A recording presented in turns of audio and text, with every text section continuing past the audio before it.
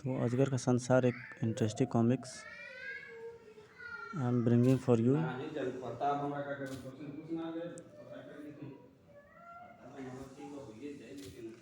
अच्छी कॉमिक्स है अजगर का संसार।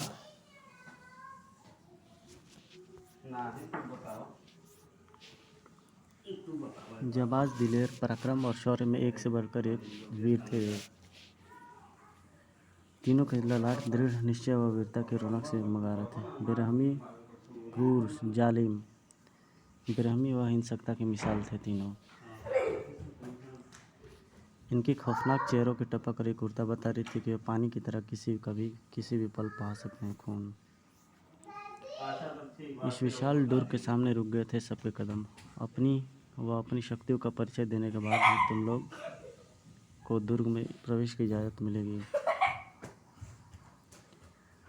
विशाल खंभे को एक ही बार में कागज़ की तरह काटना उसे। वराह देख कर राजकुमार वराह हूँ मैं, और युरा वरासुर।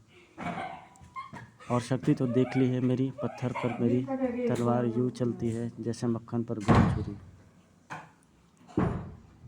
खंभे का ऊपरी सिरा आने लगा उसी पल। कमान देश का युवराज हूँ मैं, तीरंदाज कहते हैं मुझे, और मेरी शक्ति है मेरे तीर। खंभे को रोक लिया गिरने से उन तीरों ने। इसी पल उछल पड़ी धारा की कोख से पानी की धारा सर में। अपनी इस हरकत पर दांत निकालने लगा वह। हा हा हा। पहाड़ी सुर कहते हैं मुझे। अचानक पहाड़ी सुर के कहकहों का बहाना झरता बन गया। यह थी ज्वालापुरी की राजकुमारी ज्वालिका। नदी का पूरा जल चुटकियों में सुखा डालने की क्षमता रखती है ज्वालिका। वह तो भी खूब है। इसी पर बरसने लगे ओले जो आकार में संतरों से कम नहीं थे। मौसम तो साफ है, फिर ओले कहाँ से आ गए। जवाब में मुस्कुराया था पांचों, जिसके चेहरे पर सुंदरता नाम की कोई चीज़ थी ही नहीं। यह होले देश की इस नाचीज राजकुमार होले होले की शक्ति का छोटा सा नमूना है। लेकिन ओलों का ढेर अगले ही क्षण पिघलने लगा, क्योंकि वातावरण में एकाएक गर्मी इतनी बढ़ गई थी। उफ, अचानक ही कैसे घुर गई यह गर्मी। छठे वीर ने मांगी माफ़ी। आपको लगी हुई गर्मी के लिए मैं माफ़ी चाहता, पर मजबूरी है। इस दुर्ग में बिना शक्ति दिखाए और परिचय दिखाए अंदर नहीं जा सकता। तो यह गर्मी तुमने फैलाई थी? जी हाँ, गर्मी नहीं, मैं सर्दी, बरसात, बसंत सब ऋतुओं को क्षणों के लिए बदल सकता हूँ, क्योंकि मैं हूँ ऋतु देश का ऋतुराज। खुल चुका था दुर्ग का द्वार। हम सब आपके परिचय से संतुष्ट हैं। आइए अंदर प्रवेश करिए, आप सबका स्वागत है। सबने दुर्ग में प्रवेश किया और आप पहुँचे उस अद्भुत संसार में जिसका नाम था अजगर का संसार। लेखक राही, संपादक सावन गुप्ता, चित्रांकन कदम स्टूडियो।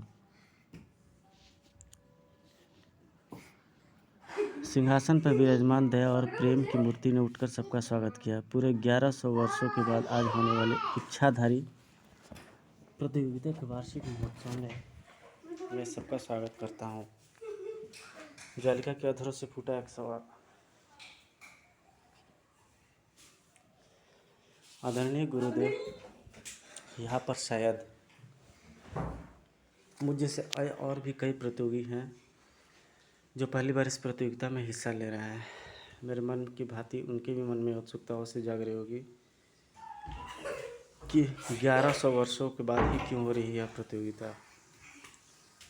यही सवाल नाच रहा था ऋतुराज के भी मुखमंडल पर। हाँ गुरुदेव, जो प्रतियोगिता 1100 वर्ष पहले हर वर्ष होती थी वह 1000 वर्षों तक क्यों ठंडी पड़ी रही।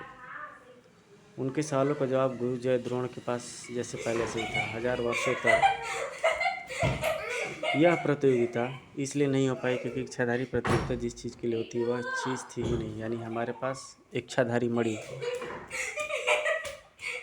सबका चौक पड़ना लाजमी था, सबका चौक पड़ना लाजमी था क्या?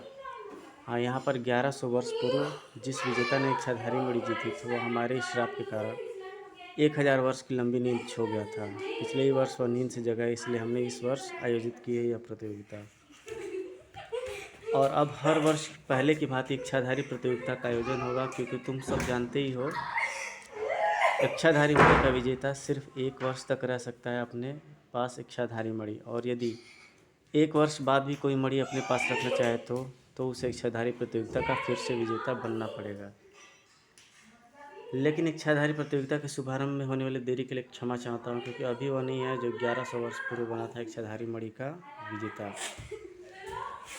गैस, अभी तक की मैं स्टोरी इतनी ही पब्लिश कर रहा हूँ। इसके बाद इसका नेक्स्ट पार्ट जब भी लाऊंगा तो इसके अदर मैं स्टोरीज पब्लिश करूँगा। तब तक के लिए थैंक यू वेरी मच।